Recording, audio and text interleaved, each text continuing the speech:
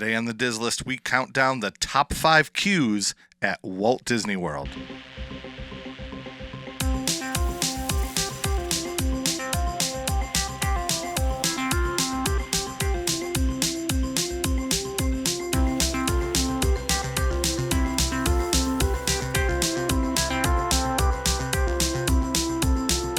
Welcome to the Diz List, the podcast that lists everything in Walt Disney World. I'm Nick. And I'm Robin. Today we're going to talk about queues, waiting around, our favorite, everybody's favorite thing, waiting for the ride to start. I mean, to be fair, yeah, I think that this is a show we did. Man, I mean, we were in like the 30s maybe when we did this. But I mean, things change. We redo these lists, right? And your opinions change, but yeah, there's a reason we did it, and that's because you have to have good cues, or all that waiting really does become a chore. It does. There are some rides that I would not want to use a lightning lane on. Yeah, I was just going to ask you that. Solely because you don't want to skip stuff. And I guess this is for listeners too. Is there a ride where you're like, no, I'm okay with going through the queue for this one? There's got to be. Yeah. There's got to be a few of them. Like, I don't know, Frozen's kind of like that, but I would want to skip the outside part of it. But I don't know. There's quite a few, and we'll get to them in our list today here in a second. Yeah, lots of news this week though. Well, yes and no. The funny thing is, it's a huge news week when the top story when I go and look up Disney news is Walt Disney World custodial cast members debut new costumes. Custodial members are great people, okay? I'm glad they have new costumes. That's great, but I mean, that's your big news of the week because there's not a lot going on. So no offense to those cast members, they do a great job. No, they do, but like, that's the news for the week. There are a couple of little bits. One of them was the Astro Orbiter reassembly is coming back together because we had talked about recently about how it just vanished. Yeah. Overnight, the Astro Orbiter was gone. All but I think one piece, and everything else was missing. But I kind of had hoped it was going to stay gone. the metal framework returns. I wish that ride was better. It has potential to be. The only thing that I think is like a little caveat of it being kind of cool, but it's still not really worth it for me, is being able to. It's such a cool view to be able to see over the Contemporary. Oh, absolutely. And see the lake, and I don't know. The view is great. It is. The ride is horrible. Yeah. And I'm not sure how to fix that. Also, there's got to be a better way to get people up there than that claustrophobic, ugly, nasty elevator. I remember we were there during COVID. It's not on our favorite queues. No. And we're all standing. I think this was the time before. Yeah, it was. Because it was during COVID. Because I don't think we were there during when we had to wear masks. So we got everybody wearing masks in this one tiny little elevator. It was like 3 families, and everyone is kind of like pinned against the wall, like looking at everybody else with their masks on. Everyone was super paranoid. It was whatever. Yeah. I mean, I personally think that ride has potential, but I mean, it spins too hard. Well, it's too tight of a radius. They need to take our advice and put up the Tomorrowland canopy. Oh, that'd be sweet. Do the Tron style canopy. We did an whole episode on this. Yeah, how to retheme. Was that a Patreon maybe? I don't know. Yeah, but we did. We talked about how to fix Tomorrowland. What our idea was take. I'm assuming most listeners are familiar with the canopy they have over Tron. Yeah. Take that canopy and put it over kind of the main area of Tomorrowland with the colored lights, and put it over top.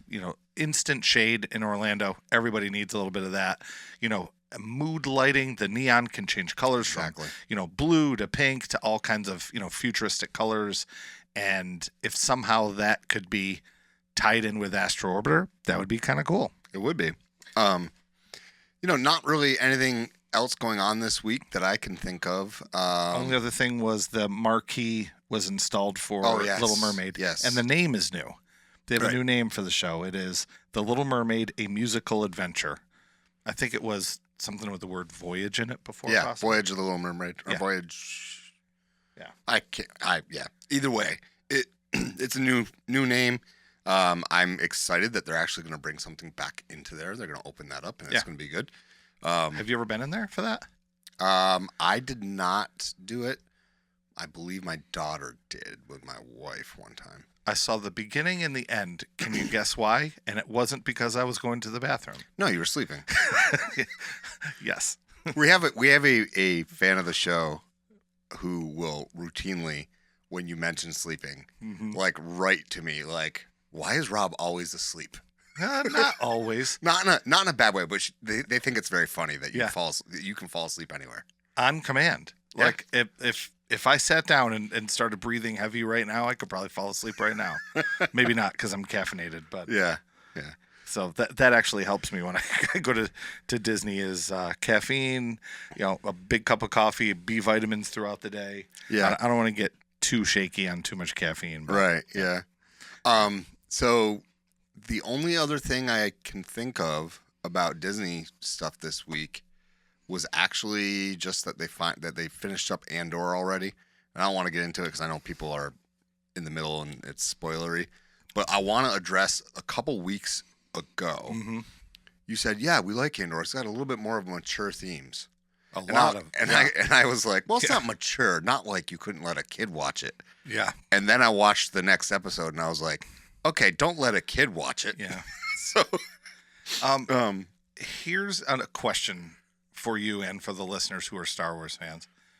Has there ever been a curse word in Star Wars?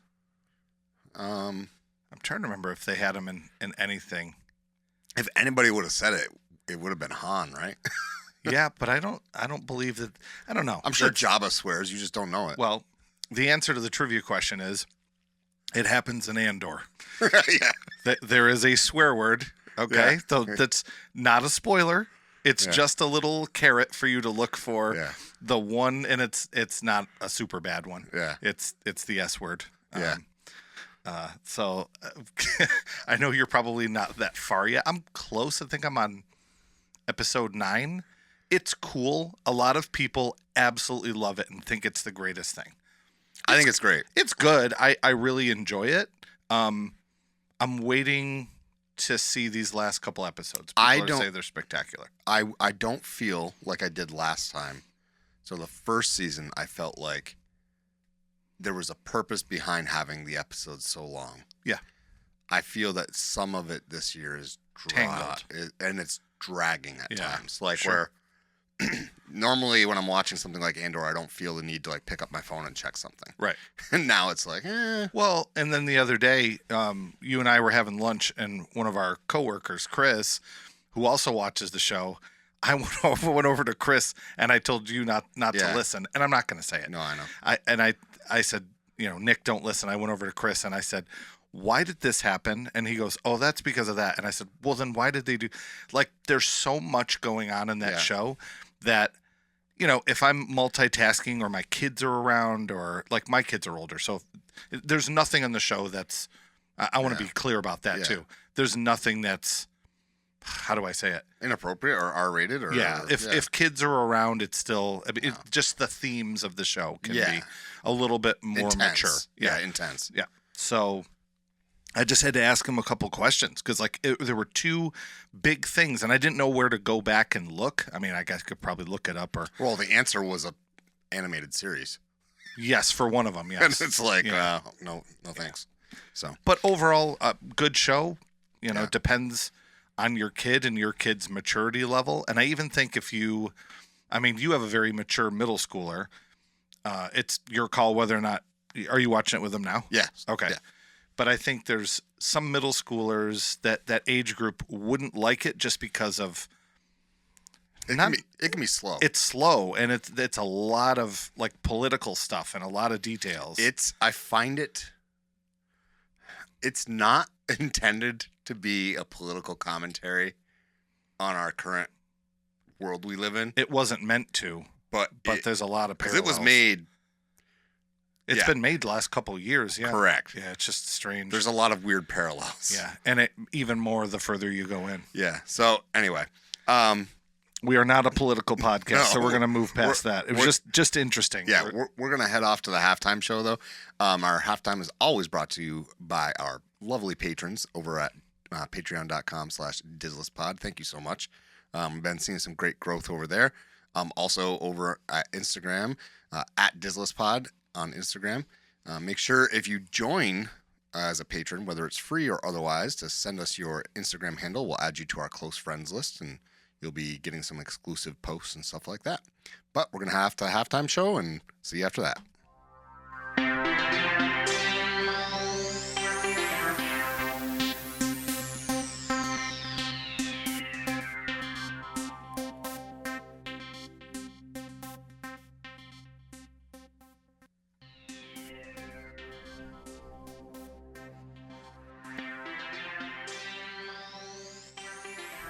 Welcome back. Now we're going to talk about our favorite cues. One thing that we actually discussed before we even turn the cameras on or the microphones on. Rules. Were rules. Sort of. Yeah. Not rules, but like...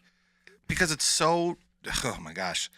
We can't put a hard rule because so many cues have different versions of what is and isn't a line. Right. So, like, what we mean by that is you're technically still in line when you go to... Like, let's use, for example, Rise of the Resistance, right? Let's do both Star Wars rides. Yeah. And, or excuse me, both in Galaxy's Edge. Jeez, I can't remember the name. We just did a whole flipping episode on Galaxy's Edge. Well, that's because it should be named Tatooine. Well, Star Wars, I should be using a swear word now. Right. Describe now that it's greenlit for the Star Wars universe. It's canon. So, like, for instance, Rise of the Resistance. Yeah. Or you could even make the same argument for Smuggler's Run, that their pre-show area, you're technically still in a line. Right. So, like, when you get to sit down at the table from the Millennium Falcon, you're technically still in a line. Yeah. So I think... But we agree that we're... I think of the two, that one, and you brought this up earlier, that one's more still kind of the line. So, like, when Nick and I rode that, we rode it with, my wife was there. I think my wife took the picture. I'm not sure if your wife and your daughter may have been somewhere else, but right away we're like, hey, take a picture of us four. So it was the four guys, two of us and our sons, sat down at the table. We have a great photo from that. But that... we technically got out of line, though. You know what I mean? So maybe that's not part of the queue. If we were waiting in line and we walk over to a thing and we do a thing, that's not really a line anymore. It's an experience that's happening before the ride. Correct. And when you're, being ushered to your spot for Rise of the Resistance, right? I mean, that's a pre-show, and so we have this gray area. Those two aren't on our list because we feel like a lot of what makes them special aren't really, you might as well call it part of the ride. Right. And cast members really aren't involved in the queue stuff that we're going to be talking about. Correct. It's just things that are there. I feel like once a cast member or like a video is playing, like when you said Rise of the Resistance earlier, Rey is playing on the monitor and you have BB-8 moving around, or another really cool one that's on the West Coast is when you go to the Guardians of the Galaxy Mission Breakout. They have an audio animatronic of the raccoon from the movie Rocket, who talks and moves around. And I don't know if people know who Rocket is. Thank you for the assist on that. But, and that's like one of my favorite parts too. And that's, still kind of part of the queue, I guess. I don't know. Yeah. Anyway, the ones we're going to talk about today are very much just a queue. And there isn't a lot of real gray area. Yeah. So, there are rides we have with pre-shows. Correct. But I don't consider, we didn't even consider those pre-shows in the reasoning behind why they're in the top 5. Right. I'll throw one out right now is you and I talked about Tron. Yeah. Tron, even when you're walking over to get in line, the ride is literally going over your head. There's all these cool things going on, but that's still not part of the queue, because the queue is just like old school railings. Then kind of the second half is cool, and then you have the wall that kind of disappears and you can see the ride. And that's only sometimes. Right. Like, I've been lucky enough to have boarding groups in the past that were early enough that the line hadn't started. Mm-hmm. And when the line isn't going, then why use it? Yeah. You just walk right by it. So I'll start right in with number 5. Okay. Number 5 would never have been on the list until recently because, and I can look up in a second what year, but this ride, they decided, hey, we're going to totally do a brand new queue and change this experience as a ride. And honestly, for most people, I know, I'm sure we're both included, I bet a lot of our listeners are, this is half of what's cool about this ride is the Peter Pan queue. Yeah. So if you're thinking Peter Pan, okay. Yeah. Originally, like when I went back in the 80s, it was just, snaking back and forth and, and you're kind of enjoying it. You're under a little bit of cover. Can you imagine the length? Well, you can imagine you did it. Yeah. But the length of that line and nothing, just snaking back and forth. Yeah. Oh, cool. It is a great queue now. I don't think that ride, and people can correct me if I'm wrong, but I don't think that ride was such a huge attraction in the 80s for some reason. I think it was a normal ride, same kind of weight as everything else, but I think it's increased in popularity over time. And I wonder if part of that is the queue. Do you want to talk about the queue a little bit? Yeah, I'm going to look up when they redid it. The reason we love this queue is because of the effects they do, and they've got the lights that are cast from behind you, so you see your shadow, but also above you, there's like those bells, and you can reach up and ring those bells because those aren't really part of the shadow. They're like a projection of a different type. You've got Tinkerbell going back and forth between different spots in the bedroom there. I think even when you take that part out and you're walking through and the portraits are up, then you're seeing the portraits of the children. You're seeing portraits of. It's just, I love that queue. I'm not a huge fan of the ride, to be honest with you, for the amount of time you wait, but that queue makes it not feel as bad. And honestly, I've been in that queue for 30, 45 minutes before because I won't go with the normal hour and a half or whatever sometimes. But the 30 or 45 minutes, and it feels like it's 10 minutes because that particular queue makes it fun to be there, especially if you have young kids. Young kids love that they do. queue. So I looked it up, and they said that, I said, when was the queue redone? Mm-hmm. And the search first came up that it was refurbished in 2024, which was true. It was true. So then I did another search for when was that part of the queue added, and it was 10 years earlier. So 10 years earlier is when they added that whole section. Yes. That makes sense. So, yeah. So there's the info on that. If you want an idea of why that queue is so great, watch grown men ring bells that are fake on a wall. I've done it. You know what I mean? I wonder if I can ring that bell. So it's definitely a fun queue. And I'll do shadow puppets on the wall. This is not necessarily a good one. YouTubers are like, what is wrong with Rob right now? Yeah. Rob was just trying to make some, for those of you listening on audio, was trying to make some hand gestures. At first, I thought he was throwing up a horse. I don't know. I thought he was throwing up a West Side or something. No, gang signs on. I don't know what it was. We're gonna get banned. I hope not. Sheesh. So I'll go to number 4 now. Our number 4 queue is one that you wouldn't guess. I don't think most people would. Oh, it's one of my favorites. So we like it even before you actually get into the official queue. We like this ride. There's kind of a part 1, part 2, and they're both so different. Yes. So different, but so this good. Particular ride is Star Tours. Yes. I love everything about, first of all, Endor is my favorite Star Wars environment. And so you're walking through essentially Endor. Yeah. And you've got the AT-AT, you're getting, sometimes it's spraying, sometimes it's not. Yeah, and I like that element too. It's great. And then you get inside, and that's where it's a showstopper for me. You kind of go down this hall, and you turn, and there he is. There's 3PO.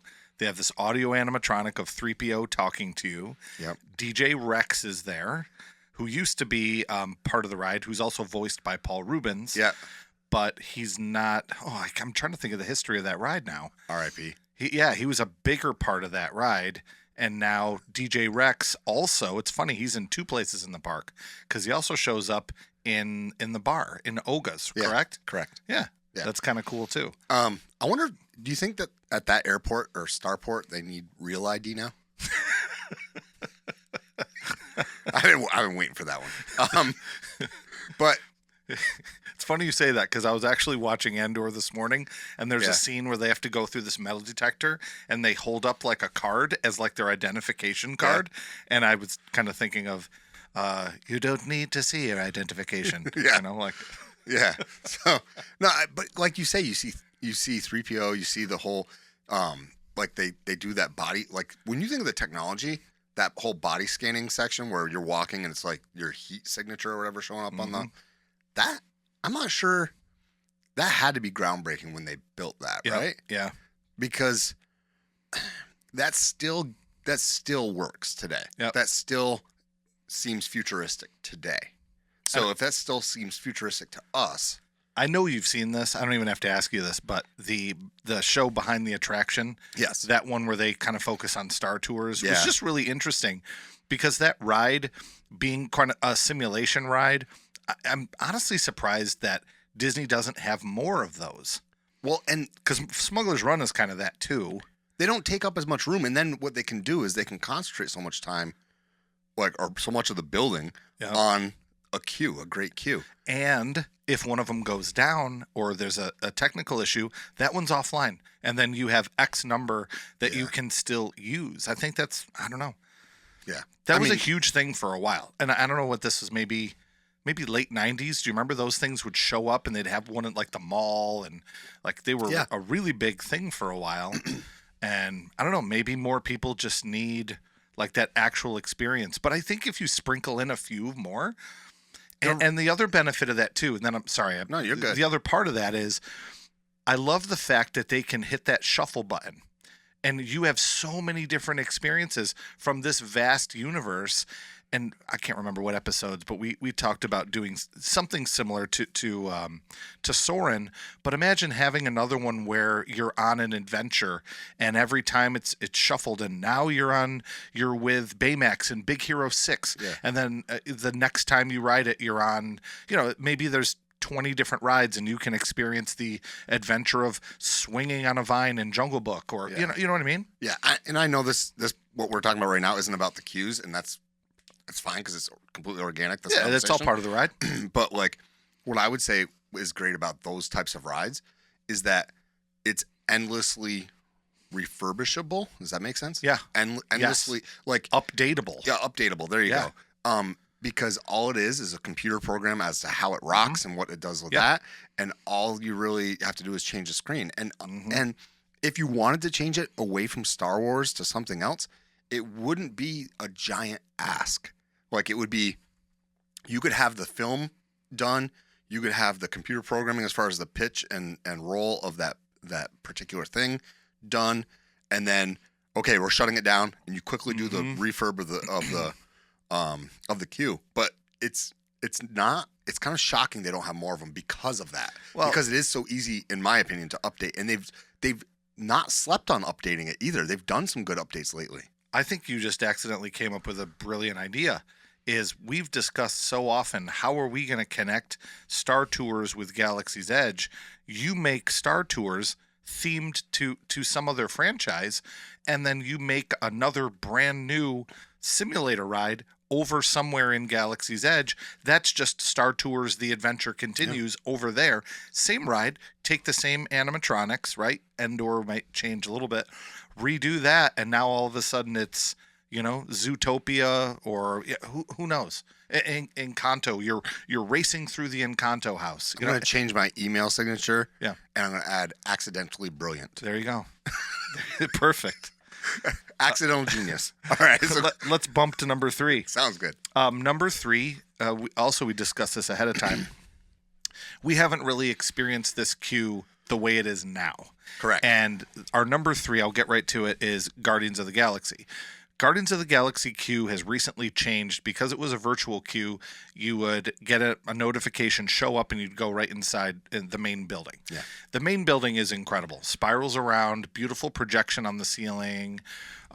As you walk around, you learn about Xandar, and there's little videos of the cast members.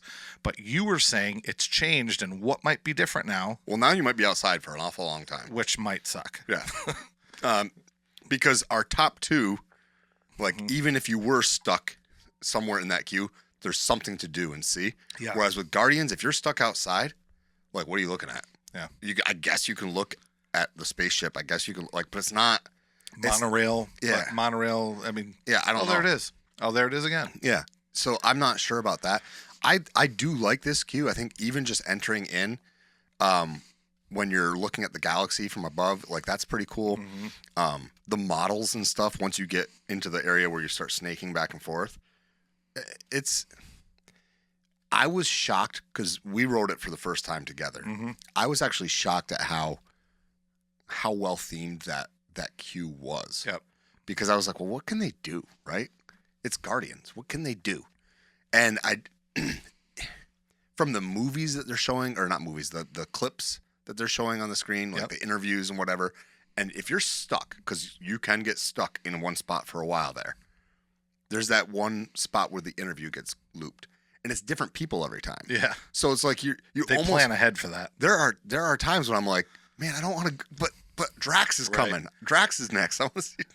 Now, I also don't want to go down the road that we went down previously when we had a little bit of a disgusting thing that happened. Yeah, it's not. Something, let's just say somebody had an accident while waiting to get on the ride. Correct. Because I don't think people love Let's call it an accident. We got a little off the rails though, when we talked about that episode. Let me get straight to the point.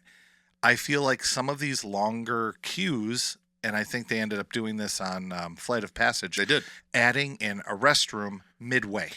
Yeah. I don't know if they've planned for that or they haven't planned for that, but it's Imagineers, if you're listening or someone knows an Imagineer, you might want to think about adding in a restroom midway, especially for younger kids. Not only that, but like there's the DAS pass has changed, right? And so that could be something that you'd want to add in. Like if you know somebody who lives with Crohn's disease, like they can't help like it. This is something that I can see where putting a bathroom in the queue wouldn't be a bad idea. Yeah. But Guardians of the Galaxy, I don't know. I love that queue. It's great. One. Number 3. That brings us to number 2, mm-hmm. which is also coincidentally probably, well, it's definitely my favorite ride in that park. But number 2 is pretty darn close to my favorite ride in all of Disney World. Me too. And that is Expedition Everest. Yeah. It's such an adventure to wait in line. And I have a guilty pleasure. I don't know if I've ever told you this. I have a guilty pleasure of like those like cryptid shows. Yeah. You know what I'm talking about? Where they're like, oh, we're on the hunt for Nessie, or we're on the hunt from. And Sasquatch has always been like, and Yeti and all those things. It's been like something. I just think it's like, is there something out there? What the heck could it be? Who knows? You come from the Adirondacks. Yeah, I mean, I guess there could be one up there. I mean, who knows? There's people are like, well, where would they hide? Well, I can tell you that in the Adirondacks, there's places for those things to hide. Yes, that wouldn't be found. So I just love it. It's such a cool, well thought out queue. Yes, I mean, it's Joe Rohde all over it, right? I mean, it's just it tells a story. It tells a story, yeah. I mean, it's so well themed.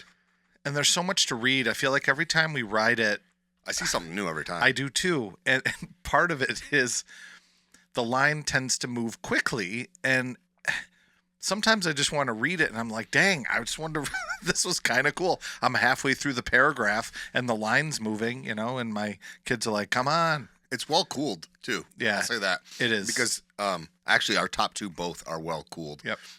They're not, I feel like it's a queue that if I was stuck in, I wouldn't be that upset as far as like the heat goes. Like you talk about hot queues, Big Thunder is like, oh my gosh. When you get in even the wood part on that ramp, the ramp down is the hottest place. Yeah, it's like on the way down to the underworld or something. Man. I don't even know. Yeah, that's awful. You can cut the air with a knife down there. Yeah, it always smells good too. Man. But Everest, I never feel that way, right? Yeah, it's an adventure. I don't know if it's like just because there's so many fans blowing, and the fan, like even the things they use for fans look like something that you would see in that type of location, right? Where you're in this small little backpackers, like oh gosh, like you're going on an excursion, right? And you're checking in for your excursion, and there's like all this equipment hanging up, and there's this old rickety fan blowing. I don't know. I think it's such a great queue. Now, if you have I almost said fast pass. This is so funny. Jeez. If you have a lightning lane and you enter, you still get to go through part of the themed area where they have the little posters and, the footprint that they found. But if you go through the longer version of the queue, it's kind of like you're on a really fun hike.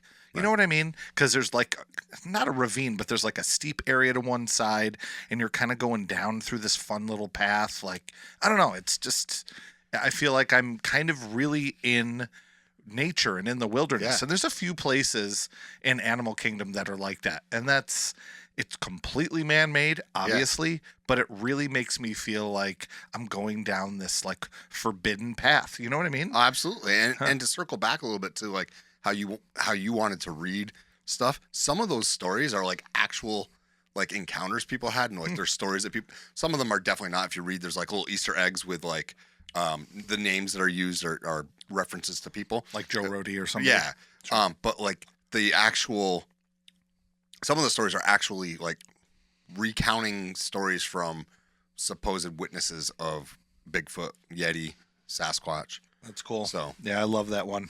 And the interesting thing is, our number one, you can walk. It's walkable to number one. Yeah. Our top queue is Flight of Passage. Here's the thing: we talked about Guardian. I didn't want to spoil it when we talked about Guardians. Yeah. There's zero reason that I would be upset waiting in line for Flight of Passage because you look around, you've got the floating islands, you have the waterfall. You're going in order. That's good. What? Because first you see the floating islands, then you see the fake waterfall. The fake waterfall. Yeah. Then there's all of these like plants from other planets. Oh my God. And then finally you get in the cave. Yeah. You're going back and forth through the cave, which is fun and not as hot as you'd think it would be. Then I think you go inside to the forest, right? Mm-hmm. Am I good so far? I'm trying to remember it all. Yeah. Then we go into the forest. Then you kind of turn the corner and you enter the bunker, so to speak. Yeah. And then we mentioned this earlier. One of the greatest things in any queue that you're going to find is the giant Na'vi in that tank. Yeah. It's not a Bacta tank because that's Star Wars again, but some type of healing tank, I'm assuming. Yeah. I don't know. I don't remember those. I've seen them all and I enjoy them, but I don't know that universe the way that I know Star Wars and some other franchises. I feel like that is the best themed queue in all. I mean, obviously it's our top list, but but just because you're a top queue doesn't mean you're the best themed queue. That's the most immersive queue. Yes, and definitely. I will say that it's the only place where when you're in that queue, you feel like you are in Pandora, as opposed to like walking through the land Pandora. It's like, oh, cool. There's that ride that looks like Pandora. Oh, cool. There's the ride we can wait for 45 minutes to see a shaman after a 15-second boat ride. Right. You know, like I know that I'm in Animal Kingdom, right? Whereas when you're waiting for Flight of Passage, I really truly feel like transported. Yeah. Because the size and just the scale of that floating mountain island thing is like insane. It's incredible to see how they put that thing together. And as a math person who like thinks in the sense of like maybe like how is that engineered? Like I'm trying to figure that stuff out. Like it blows my mind every time. And then it has to be engineered holding up to hurricane force winds. That's what I'm saying. Like it's not you're not talking about like you engineered this thing that stays inside protected from the elements. Yeah. This is an outdoor floating rock that hurricanes have hit multiple times. Yeah. It's still standing. I don't know what the material is they used on the outside of it to make it light enough to do what it does. Yeah. But it is very impressive. Yeah. And I'll go beyond even just the Na'vi in the tank. You start looking at all the other like experiments going on around. And they're basic things like the magnetic plate that makes the water jump, the black water jump. Like it's just magnets, but it's so cool, especially for kids. And then you're like the whole time you're walking through there, the sounds, and they have to pump in the smell, like because it smells like Pandora in there. We bought that air freshener. Now, I will say, I think that these days there would be more to it. There would be significantly more to this ride, or not this ride, this queue, because these days they would add a pre-show. It would not be wait on this ramp while somebody's yelling, anybody two, party of two, any twos, party of two, party of one, Right. That would not happen in today's the way that they make. Because think about the latest rides they've made. Yeah. There's a pre-show for Mickey and Minnie's Runaway Railway. Yeah. Which is also awesome. Yeah, but the rest of it is the queue is awful. On this coast. But that part, the pre-show is great. Yeah. There's you've got Cosmic Rewind. Mm-hmm. You've got Smuggler's Run, which we kind of already talked about how that's kind of like a pre-show. You've got all these new rides. Even Tron kind of has that pre-show of like the disappearing wall. They have something. Flight of Passage, you've gone through this amazing queue, and it's like, okay, walk down this ramp, and somebody's going to yell at you about whether or not yell to you, hey, is there a party? Like, it's so like, okay, I was immersed, and now I'm not. The last time we were there for Flight of Passage, they divided us up, and then they put you in that room where they scan you, and they have the guy come on and say, okay, move around a little. Yeah. You know what I'm talking about? And fly. Yes. And that, I think we did it. It was like 2.5 times we went through that loop, and we were in there for that long. Really? And I don't know why. It went through twice, and by the second time, everyone was kind of goofing around, and we were like, oh, we're stuck in here for now. And when we're supposed to move around, everyone's like, being goofy and having fun. No one was really mad. We were just kind of screwing around. It started again, and then right after it started again, I remember that's when the doors opened. They said, "Okay, come on in." But that was a long time to be waiting. So sometimes, it's at that point where the lights turn off, and we have a colleague who said that this happened with his daughter. Okay, that when they started talking about how the Navi is going to, like, you're going to be an avatar, and you're like, we're analyzing your DNA, and the kids started to freak out. Like, what do you mean? Like, you're gonna change me into that blue thing that I saw in the tank? No dice. And so they leave. There's also, it's at that point they say, this, if you're afraid of heights, you probably shouldn't be here, right? I mean, they kind of say that in that point too. Well, how do you hit the eject button? Metaphorically. I mean, there's a cast member in that room with you. Is there? I think so. I don't think so. I don't think there is. Well, maybe then what you were waiting for was people, you had to wait for them to get out of the room ahead of you, because the door opens and you go into that next room where you go. So perhaps. And then a cast member helps you. So what if somebody was in need of a wheelchair, or in need of, like, somebody who needed assistance getting off of the Ecron? That's definitely why that happened, I'm sure. Yeah. But when that door opens, I think this is kind of the answer to my question is, you say to the cast member, hey, my daughter's tapping out. Yeah. And they're like, okay, come with me this way. Yeah. So it stinks to have to wait that long and that happen, but, Yeah. I mean, I'm sure it happens because it can be intense. Yeah. Some of those things. Yep. I love Disney World queues. I really do. I think that it's what sets them apart from, just going to an area theme park. And Universal, their older stuff they don't have good queues. No. It wasn't until they built the first Wizarding World, Harry Potter, where they started to really immerse you in the queues. Yep. Because, like, if you ride Hulk, if you ride, was it Doctor Doom's Tower or whatever it is, if you ride any of those classic old rides, not that those are old, but those classic rides from Universal, the queues they're no different than what you get at your local Six Flags. Right. Disney has always excelled at the queues. When we were in Diagon Alley, the crud, I can't remember what the name of the ride is there that we did. Hagrid?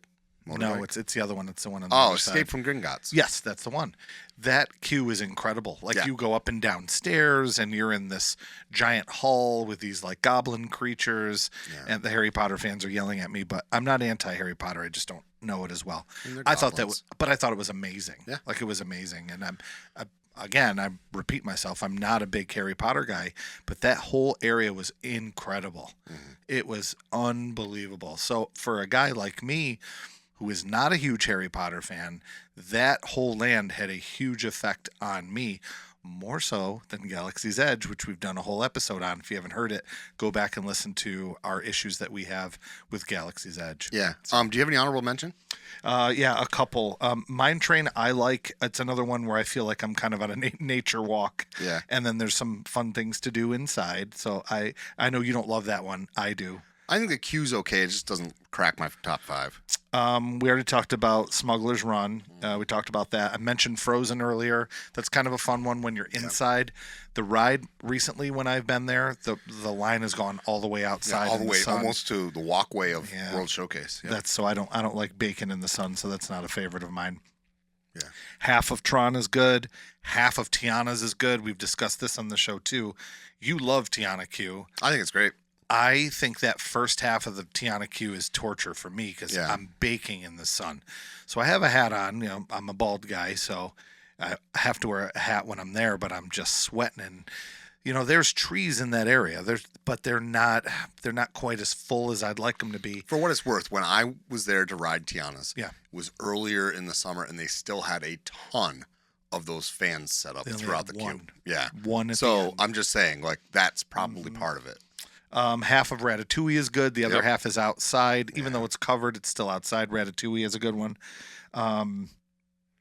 The indoor part of Pirates, there's not much there, but at least you're inside and you're out of the heat. And then you couldn't believe I didn't have something on my list. You asked me beforehand. I was shocked that you didn't like put a push for Haunted Mansion, which probably is my number 6. Yeah. When they have everything working, when you go through the full queue, and they've got the books are rattling, and you get to look at the gravestones and stuff. It is pretty cool. The eyes from Madame, like they're following you. Yep. Like, man, It is cool. that's a hard one not to. It is. But that's also a fine line of how much of it is. When do we stop calling it the line, and when does it become the ride? When you enter the stretching room. Okay. Stretching room is part of that's a pre-show. Yeah, I agree. But even before that, it is great. I agree. And reading the gravestones is fun. Yeah. Looking up on the hill and finding Mr. Toad with the in the pet graveyard is fun. And I have experienced it on a party night, a Halloween party night. Yeah. Wow. Because you've got the ghosts are out there, and they're basically roasting people as they walk by. Cool. It is phenomenal to do that. So I would put Haunted Mansion as my number 6, but that's just me. No, I'm not arguing with you. I love it too. Yeah. But that's what I have. Okay. I don't have any other honorable mentions. You hit them all, and I've already said I've got the wonderful Haunted Mansion. The only other thing I would say is we kind of mentioned it, but my dishonorable mention would be the horrible queue that is Minnie and Mickey's Runaway Railway. I don't get it. It doesn't make sense. They should have done something different. It is what it is. But it's a great, big, beautiful tomorrow, and tomorrow's just a list away. Tune in next time, and we'll see you real soon.